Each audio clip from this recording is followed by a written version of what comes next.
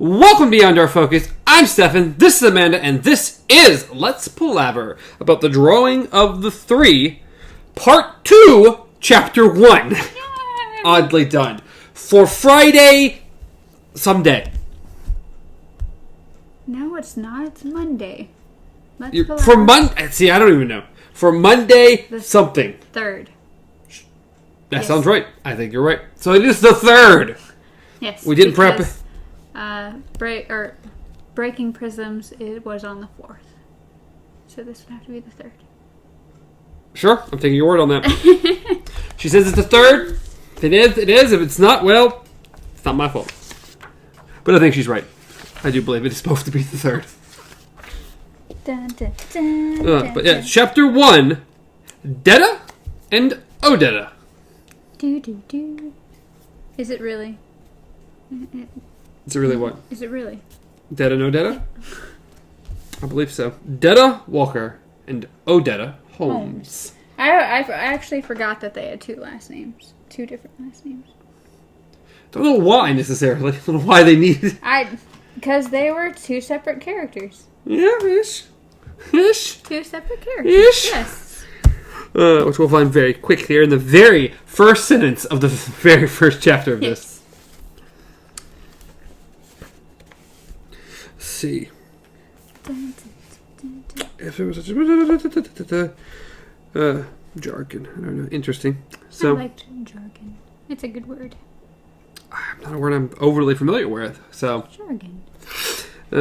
Stripped of jargon, what Adler said was this: the perfect schizophrenic is that if there was such a person, would be a man or woman not only unaware of the other persona, but one unaware that anything at all was amiss in his or her life. Adler should have met Detta Walker and Odetta Holmes. So right off the bat, you know that, okay, so we're going to be dealing with some personalities. Yeah. There's no secret. They're not going to spring this on you. There is no. This is you're very aware of what's going on from the very first sentence. Yes. And right off the bat with the first part is last gunslinger. Very interesting. Andrew said. And the fact that she's like, Odetta usually just let it flow over her mind the way you let warm water flow over your hair and face. But this did more than catch her attention. It snagged it, as if on a thorn. So already you know that she's caught by certain things. And probably completely unaware of it, but she's caught by certain things. I don't know why she is. Doesn't really understand why or what's going on. But yeah, definitely. But they are talking about good old JFK.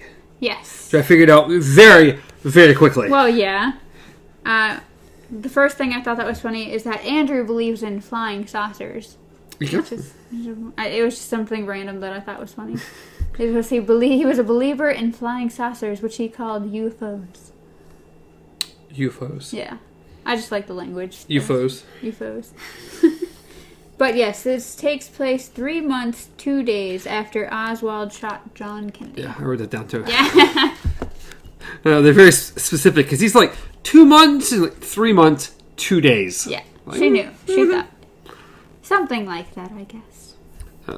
Odetta, very kind. Very sweet woman. Yeah. Yes, she is. Very well. She does have that sharp side to her.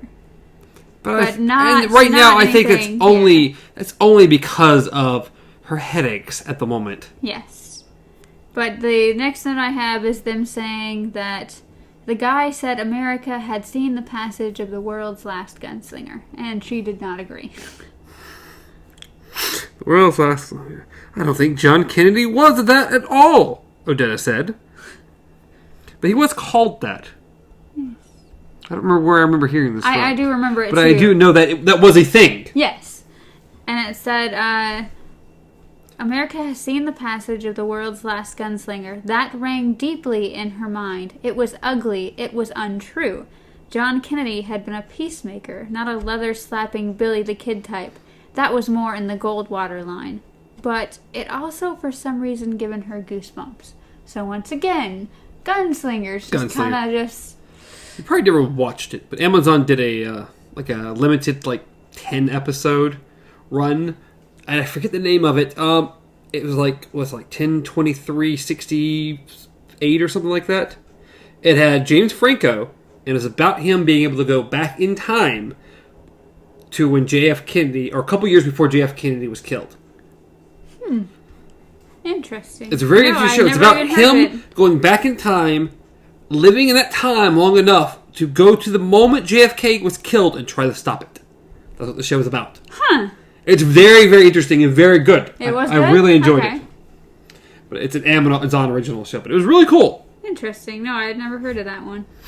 So, yeah, that's that. So pretty much they're just going along, and he's talking about this article that he read, and she's disagreeing with him. Yeah, I'd forgotten, because they don't say it outright up until much further along. I was like, who is she talking to? I didn't remember exactly who. Oh, Who Andrew was, what his role was, if he was just a person she's chatting with, because they don't specify until you start getting further like, oh, she's being chauffeured around.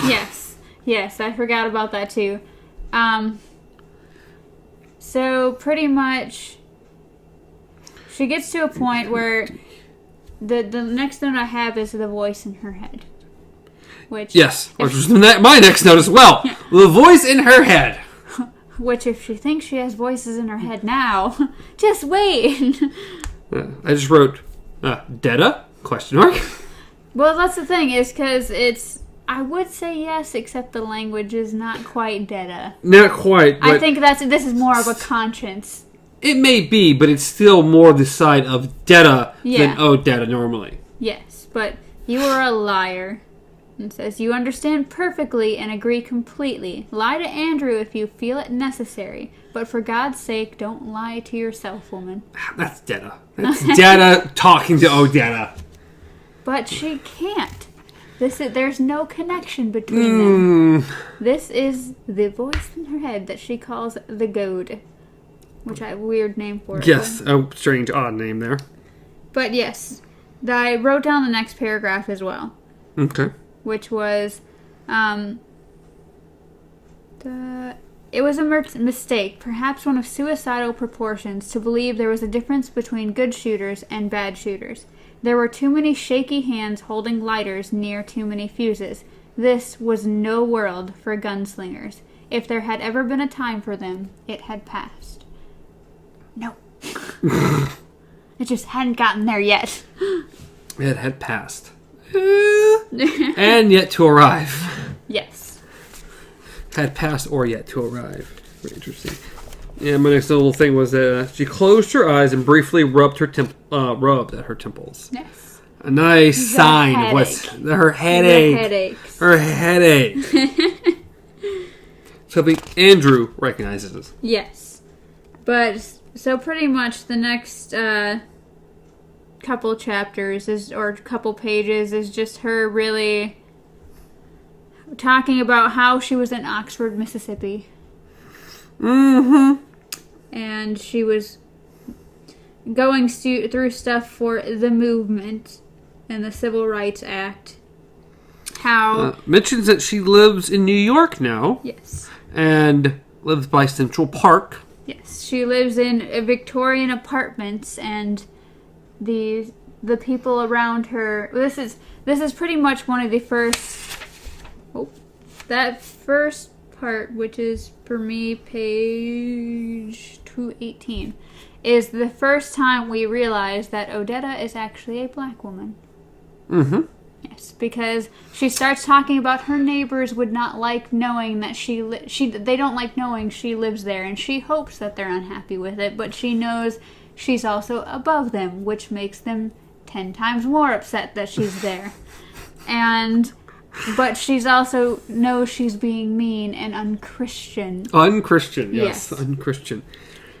Yeah, this is not in a good time. Did they ever mention exactly what year it is? Yes. I mean, I don't remember what year. They mention what year something else happens, but they don't. I don't know if they mentioned this year, but this would be the year JFK died, which I'm not sure which year that is. Don't remember.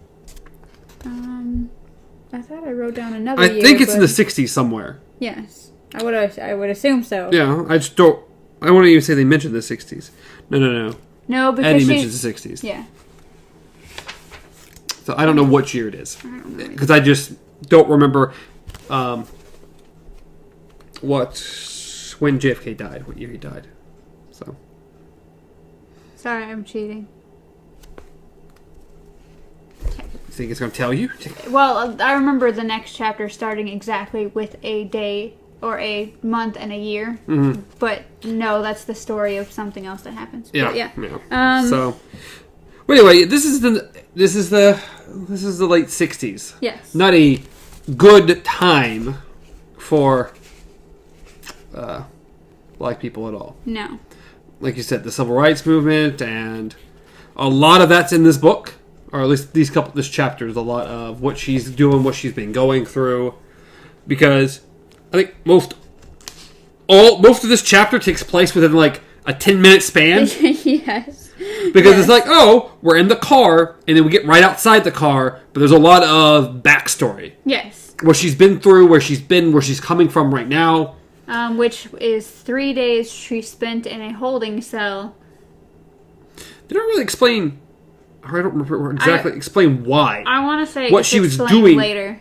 Yeah, but it does kind of mention that it was part of the movement. It was like a civil, it does talk about how she's in multiple protests that she goes to and everything. So we can only assume that they detained her at very prominent figure in the civil rights movement. Yes, at least according to her, she is. She's been on Time magazine and. Yes.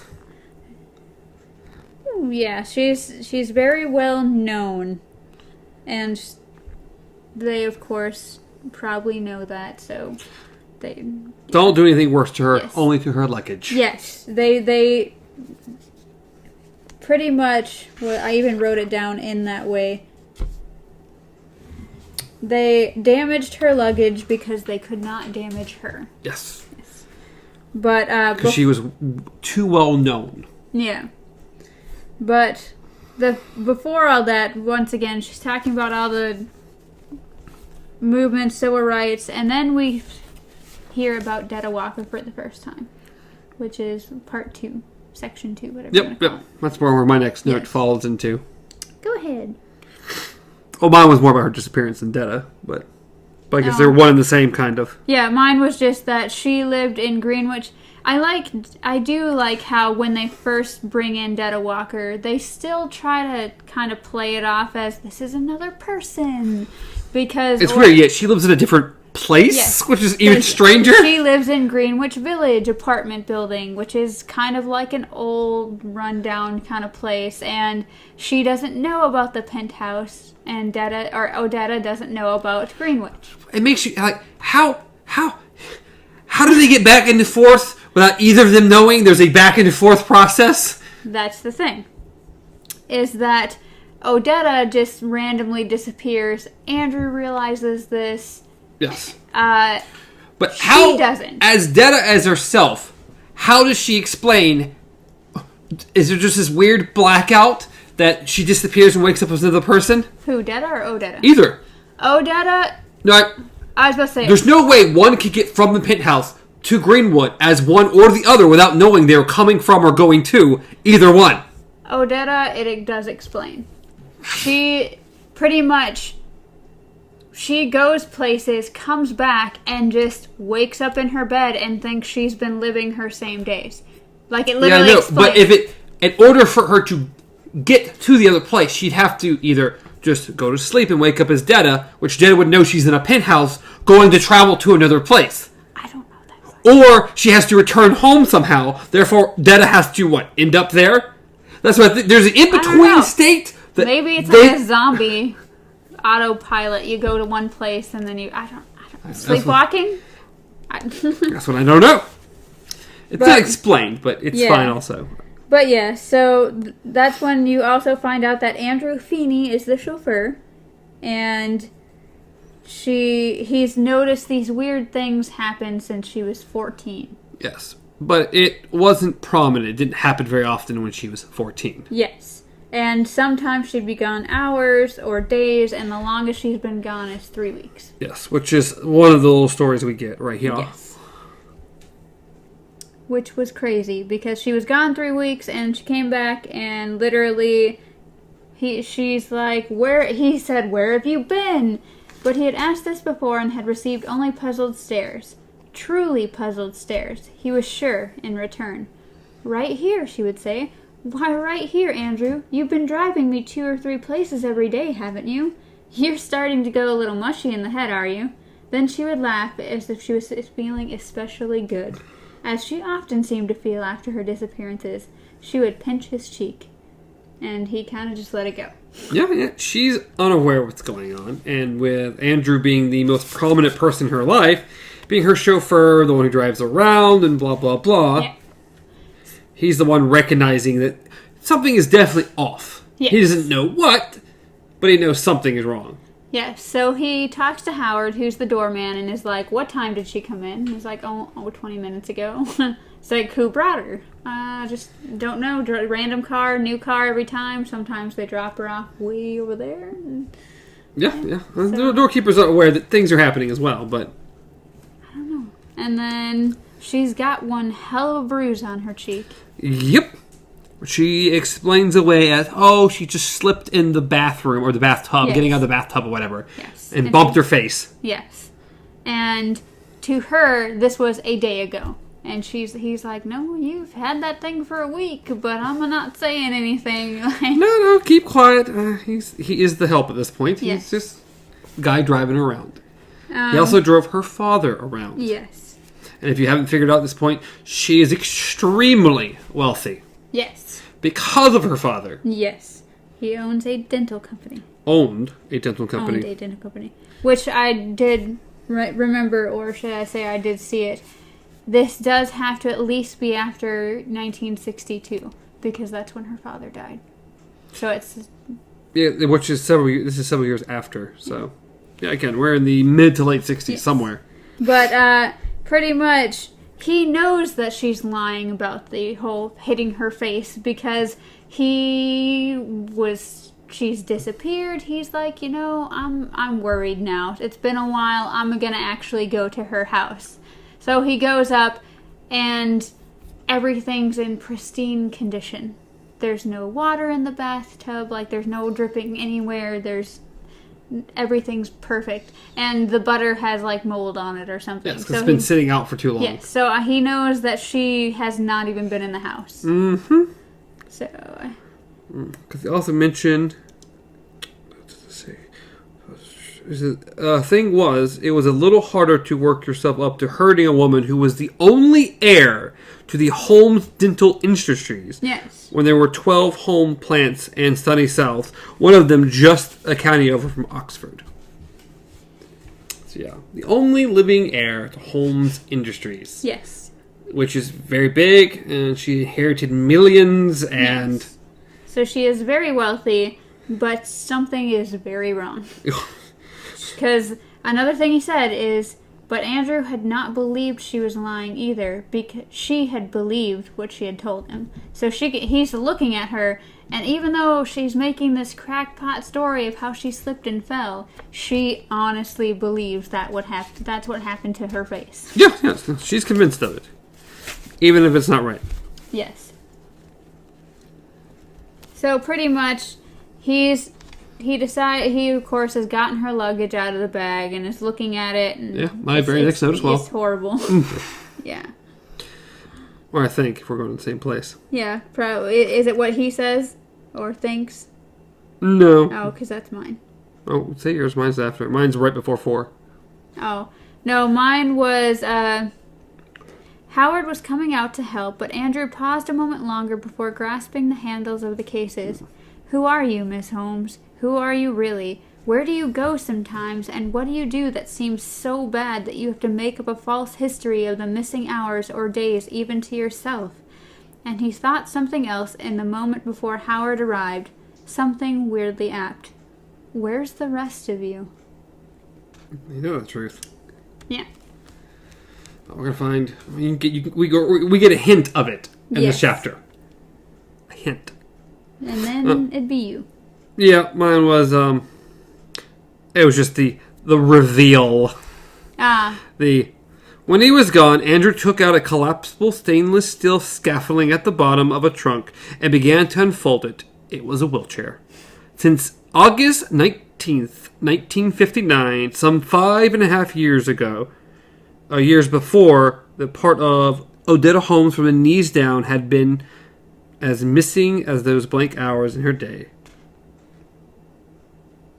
Yes. So, ta-da! We have now come to the realization that not only is Miss Odetta Holmes a black woman who is very wealthy in the civil rights movement, she is also wheelchair bound. Yes. Yes. From her lower thighs down, she has no legs, and she's split personality. Yes. And all kinds of stuff going on with this woman. She's doing great. 5.5 years before. It says some 5.5 years before, which would put this in 1965.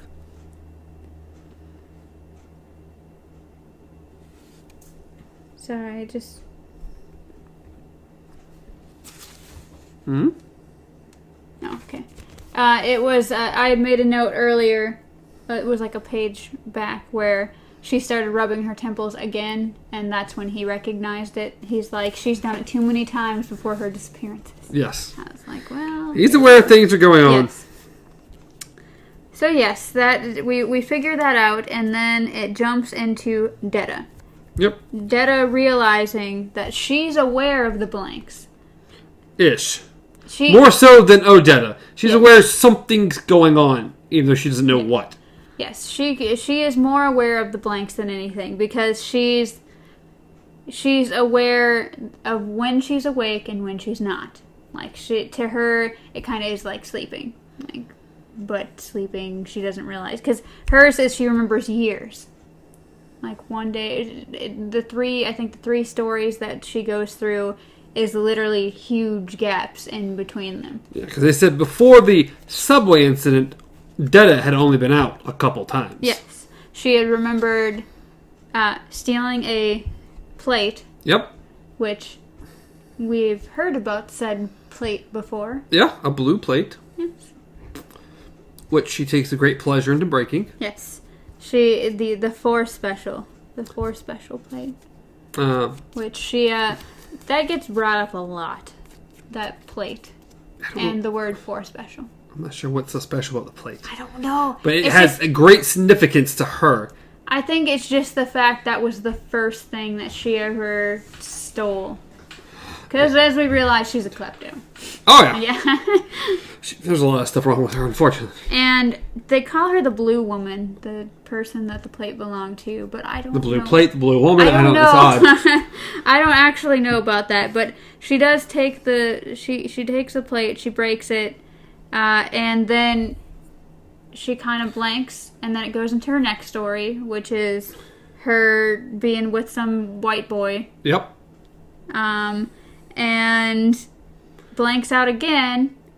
She was very unkind to a white boy, as in scratched his face horribly. And he was so drunk he started throwing up, and she just was like, ha ha ha. And she leaves. Yeah. And then the next one she remembers is she's 23, and she's stealing a scarf. So she remembers these chunks. Yeah, Detta, not nice. No, Detta's very, very not nice. But yes, there's a whole bunch. There's a lot more that goes into it, but it's all you really need to know is that she's a klepto and she steals cheap stuff. That's the other thing. It's everything. The scarf that she stole was only $1.99, which is cheap.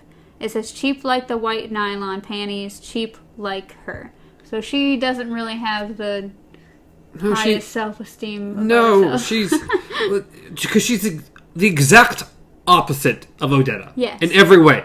Odetta is very uppity. Odetta has lots of money. Odetta can do whatever she wants. Yes. That is the exact opposite. Odetta doesn't want money, doesn't care about money, wants cheap things, wants to be cheap. Yes.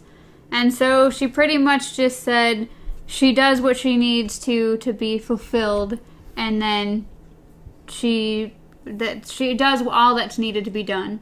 And it just says Roland would understand. Yeah, Roland would have understood.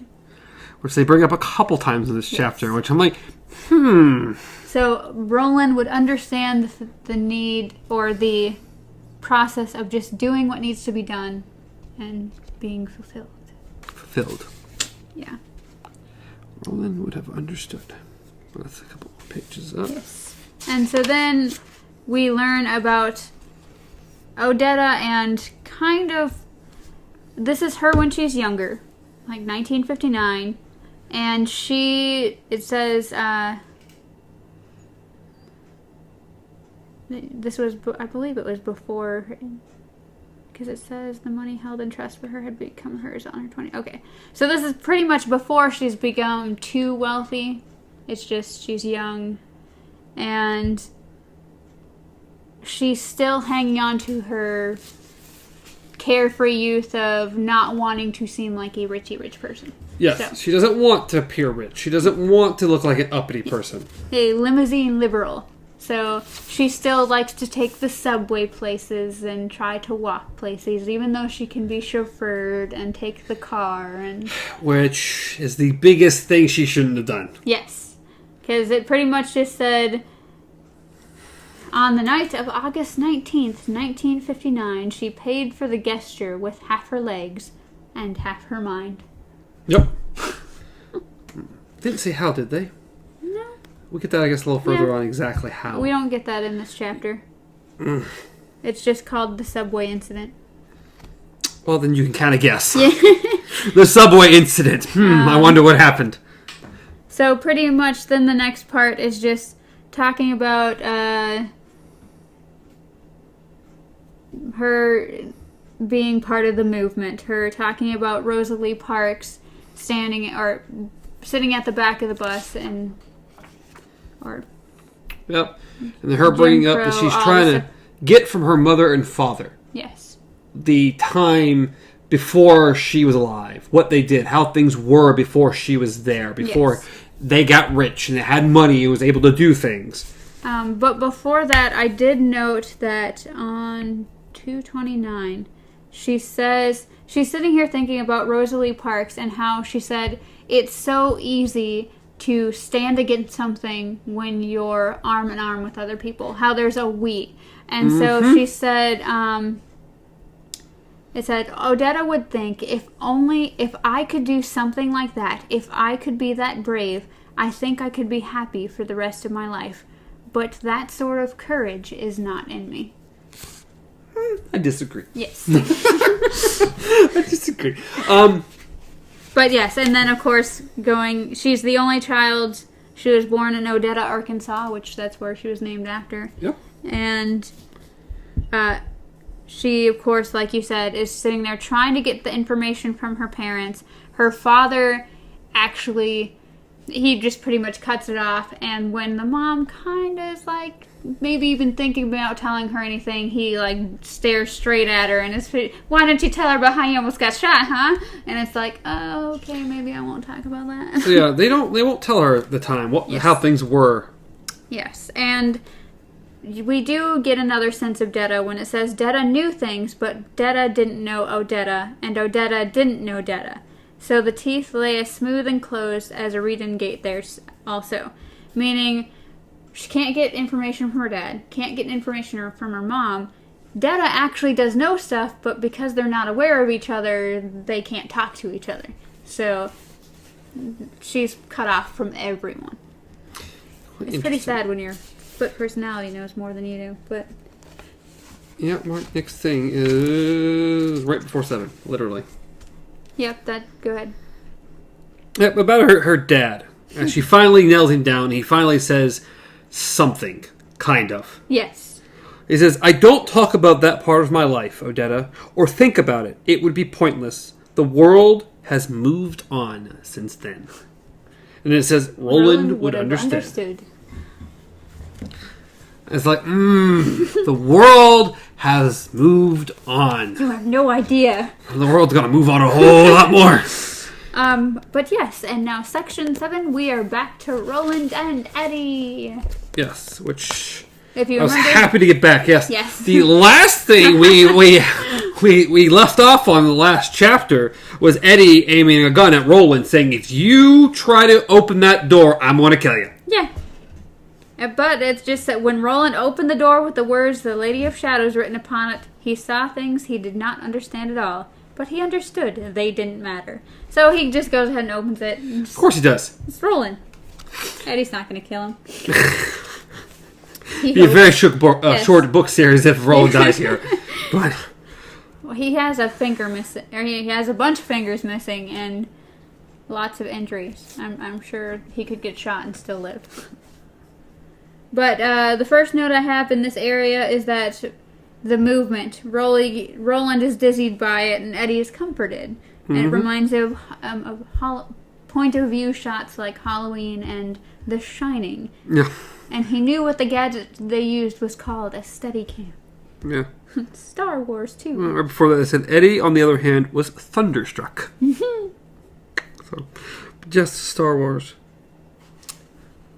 Death Star. He's a little more used to seeing this type of Yes. image. It's closer to a television, which Roland has never seen, so He it's more kinda foreign to gets him. sick.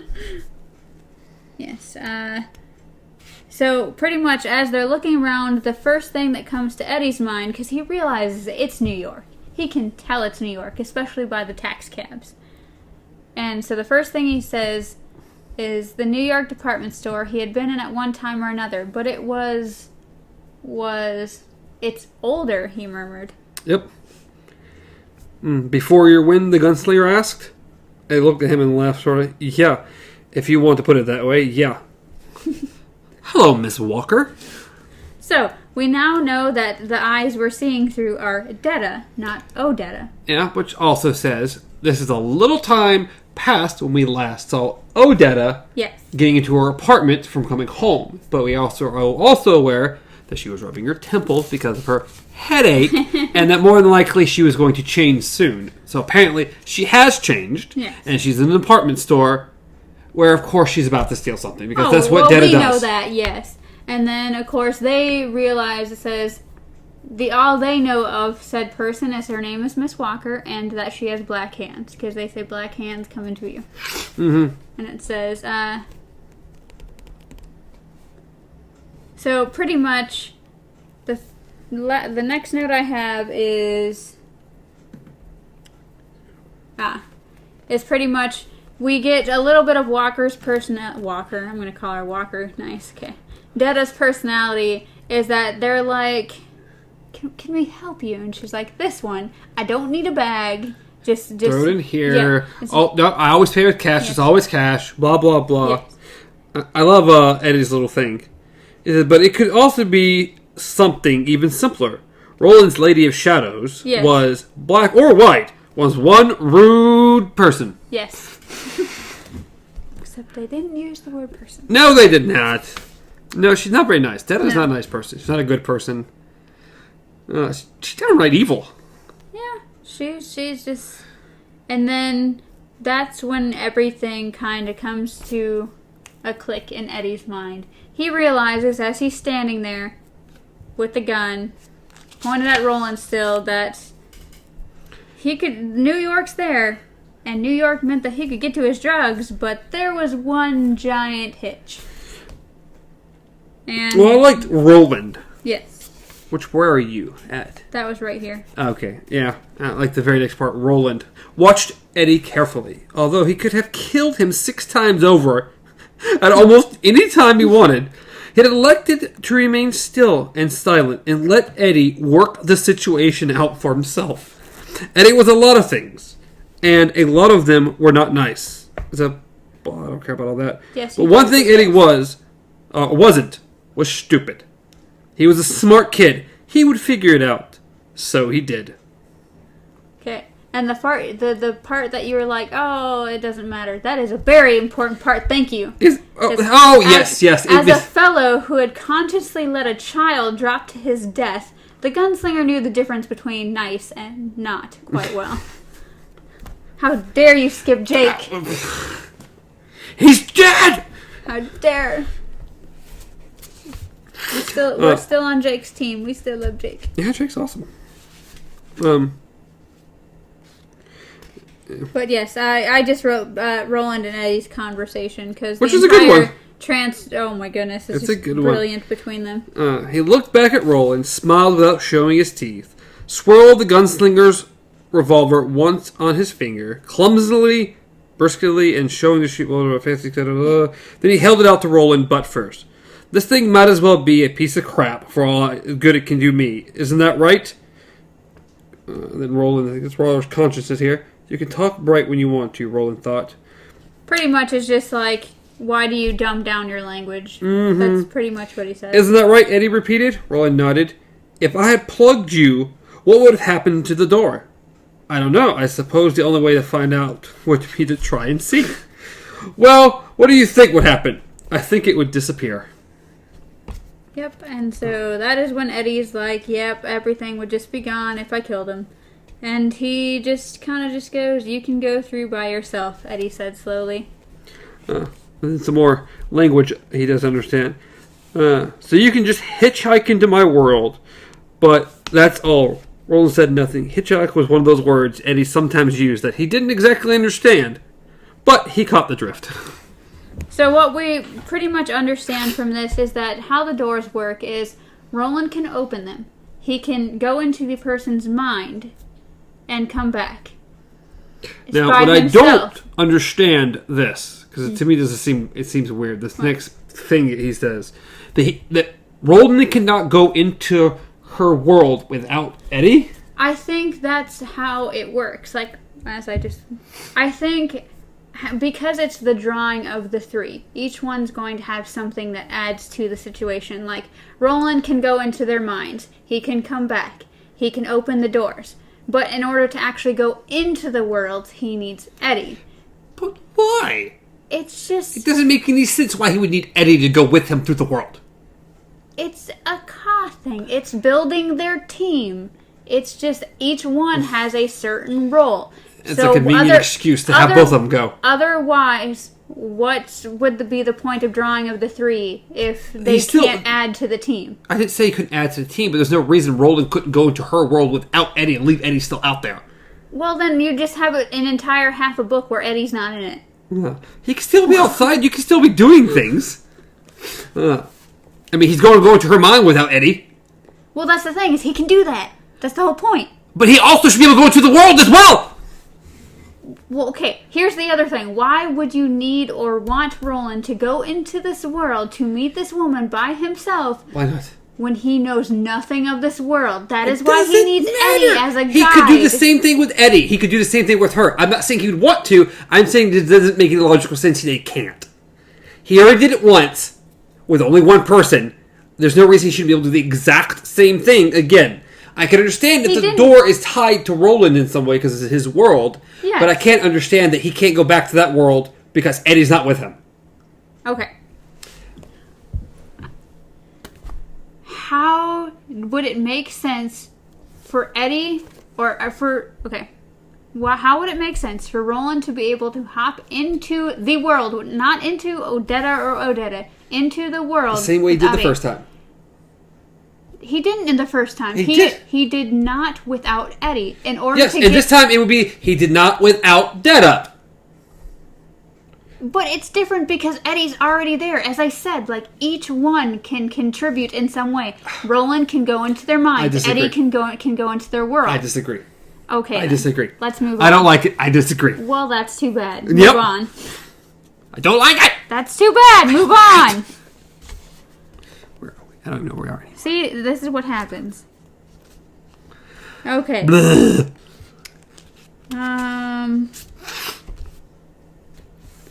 The pendulum movement. Yep, that was my next one. Yeah.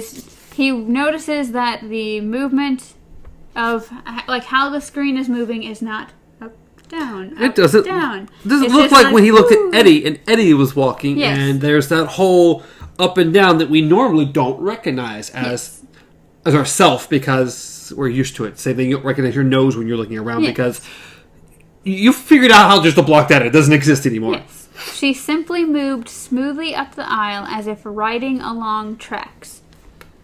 Yeah, something real similar to that. And Eddie noticed too, but he just kind of, to him, as I said, it was comforting because it reminded him of the Steadicam shot. Yes. He didn't think of it as, oh, she's not walking right. It's just more like he thought of it. He didn't get dizzy watching it just go, whoo. It looked like a movie. Yeah. And he's fine with that because he's seen movies, so it didn't...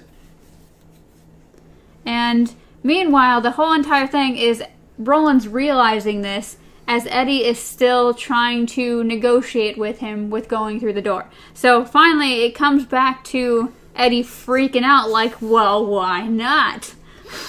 It's like, because you don't want chicken. I know what you call the things you want, Eddie. You want to fix. You want to score. And Eddie's like, so what? What? Maybe I do. But I said I'd come back with you, didn't I? Yeah. And he starts swearing on people's names like, I'll do it. I'll come back to you. And my very next thing was like one of the very next lines. Like, never trust a junkie. Roland nodded toward the door until after the tower, at least, that part of your life is done. After that, I don't care. After that, you're free to go to hell in your own way. Until then, I need you. And Eddie starts crying. He's not happy about this. Yes. You know there ain't gonna be no after. Not for me, not for her, or whoever this third guy is. Probably not for you either. You look as wasted as Henry did at his worst. If we don't die on the way to your tower, we'll sure as shit die when we get there. So why are you lying to me? Because he needs you to get there. Yes. Period. And he can't say anything, so he says, at least for now, that part of your life is done. Wait, like, Roland, you stupid bastard. Roland is in control. Yes. And that's when Eddie loses it. He's pretty much... He decides to threaten him. You go there, I'm killing you. Pretty much. If you go there, I know what happens to your body. It's going to lay here with nothing. And I will kill you. And close that door forever? You say that part of my life is done. You don't just mean drugs. You mean New York, America, my time, everything. If that's how it is, I want this part done, too. The scenery sucks and the company stinks. There are times, Roland, when you make Jimmy Swaggart look almost sane. And, of course, Roland tries to make it sound great. Great adventure. Great adventure. And he goes... To redeem your honor. And then, of course, Eddie goes to, how about these people you say in your sleep, like Cuthbert? Yeah. Did they get a great adventure? Yeah. Because, yeah. Poor Cuthbert. The gunslinger started in spite of himself. Not all his long years of training could stay that start. Did they get the stuff you're talking about, like a Marine recruiting sergeant? Adventure, guess, quest, honor? They understood honor, yes, Roland said slowly, thinking of all the vanished others. Did it get them any further than gunslinging got my brother? The gunslinger said nothing. I know you, Eddie said. I've seen lots of you guys like you. You're just another kook singing onward Christian soldiers with a flag in one hand and a gun in the other. I don't want no honor. I just want a chicken dinner and fix. In that order. So I'm telling you, go on through. You can. But the minute you're gone, I'm gonna kill the rest of you. Yeah, down to making his threats. His fix is more important than anything.